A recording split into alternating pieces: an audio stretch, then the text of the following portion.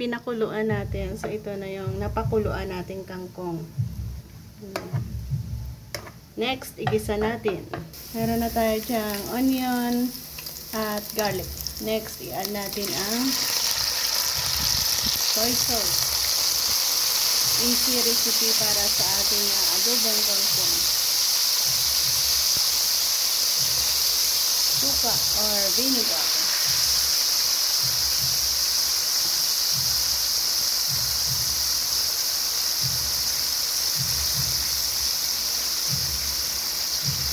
Simple lang ito dahil nga sa napakuluan na natin at nalinis maigi ang ating kangkong.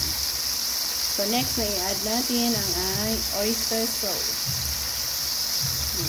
Isang sachet ng ating oyster sauce. Enough para sa masarap na adobong kangkong.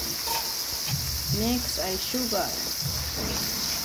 Tambalan sa alat at asin ng ating na unang nilagay. At last, yung pinakuluan natin dahon ng kangkong. Talbos ng kangkong.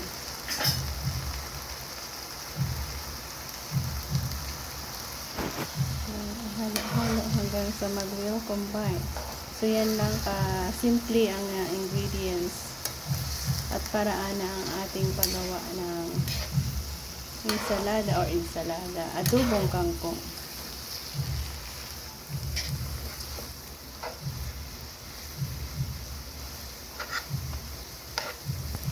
Ayan, at luto na. Isa sa simpleng paraan ng ating pagluluto dito ng adobong kangkong.